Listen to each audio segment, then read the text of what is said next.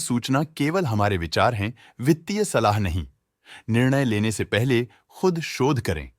किसी भी लाभ या हानि के लिए हम उत्तरदायी नहीं हैं। आज हम देख रहे हैं इप्का लैबोरेटरीज लिमिटेड के 2025-26 Q1 की standalone financial performance. Starting with the sales, पिछले क्वार्टर से सेल्स में 6.5% का इंक्रीज हुआ है, मगर कंपनी ने पिछले साल के मुकाबले 11.5% का सेल्स इंक्रीज रिपोर्ट किया। Expenses 5% quarter on quarter increase हो गए हैं, जो साल भर के 10.5% के राइज के साथ अलाइन करता है। क्वार्टरली एक्सपेंसेस के कंपैरिजन में सेल्स इंक्रीज होना दिखाता है कंपनी ने अच्छा परफॉर्म किया। ईयरली कंपैरिजन दिखाता है कि कंपनी ने इस साल अपनी परफॉर्मेंस में सुधार किया है। ऑपरेटिंग प्रॉफिट, जो पिछले साल के कंपैरिजन में 15% अप हुआ है, quarter on quarter around 13.5% increase हुआ है। Operating profit margin OPM annual basis पे 1% से इंक्रीज हुआ है और पिछले क्वार्टर के कंपैरिजन में 1.5% से इंक्रीज हुआ है। एक्सेप्शनल आइटम्स को ऐड करके अदर इनकम पिछले क्वार्टर के कंपैरिजन में 109.5% बढ़ गई, बावजूद इसकी ईयरली ग्रोथ 62.5% हुई है। इंटरेस्ट एक्सपेंसेस पिछले क्वार्टर से -25.5% डाउन हुआ, लेकिन ईयर ओवर ईयर डिक्रीज -38% हुआ है। डिप्रिशिएशन कॉस्ट में क्वार्टरली -3% का डिक्लाइन देखने को मिला और ईयरली बेसिस पे 3% का इंक्रीज देखा गया। प्रॉफिट बिफोर टैक्स एनुअली 24% बढ़ा, लेकिन प्रोसीडिंग क्वार्टर से लगभग 20 गुना बढ़ा है। इस साल कंपनी ने 29% टैक्स पे किया और क्वार्टरली कंपनी ने 26.5% टैक्स पे किया है। नेट प्रॉफिट ने ईयर ऑन ईयर 28.5% का इंक्रीज दिखाया, लेकिन लास्ट क्वार्टर से लगभग 5 गुना का इंक्रीज हुआ है।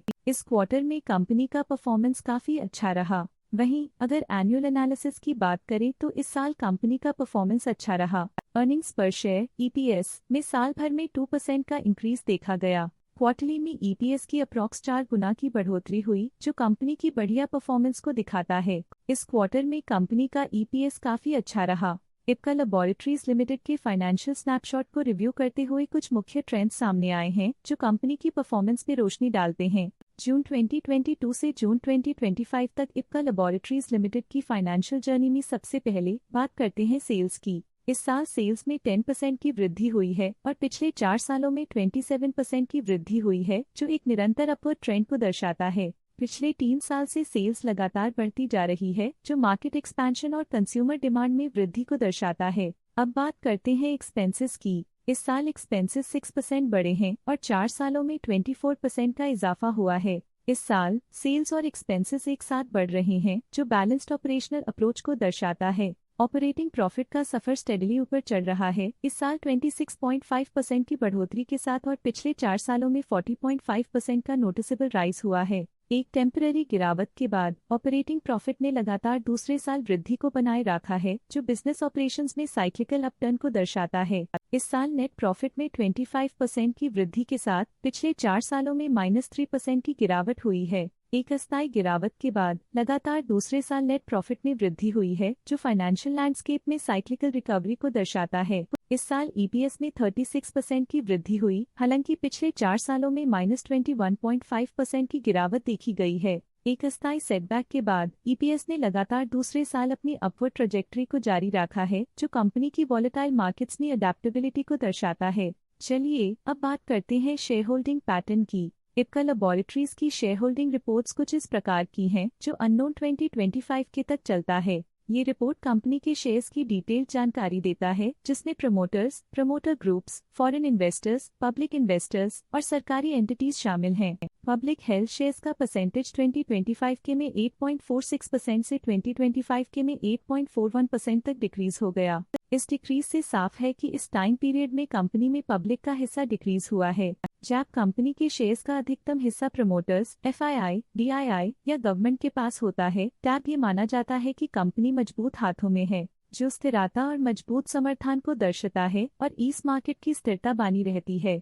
DII डोमेस्टिक इंस्टीट्यूशनल इन्वेस्टर्स ने अपना शेयर होल्डिंग 2025 में 36.06% से 2025 में 36.2% तक इंक्रीज किया। ये बताता है कि डोमेस्टिक इंस्टीट्यूशंस ने कंपनी में अपना इंटरेस्ट 0.14% तक इंक्रीज किया है। फॉरेन इंस्टीट्यूशनल इन्वेस्टर्स की शेयर होल्डिंग में थोड़ा डिक्रीज आया 2025 के से 2025 के में, जो दिखाता है कि फॉरेन इंस्टीट्यूशंस ने अपने स्टेक को क्वार्टर टू क्वार्टर -0.09 से डिक्रीज किया है। जिसे पता चलता है कि उन्होंने अपनी इन्वेस्टमेंट्स को पुल बैक किया है।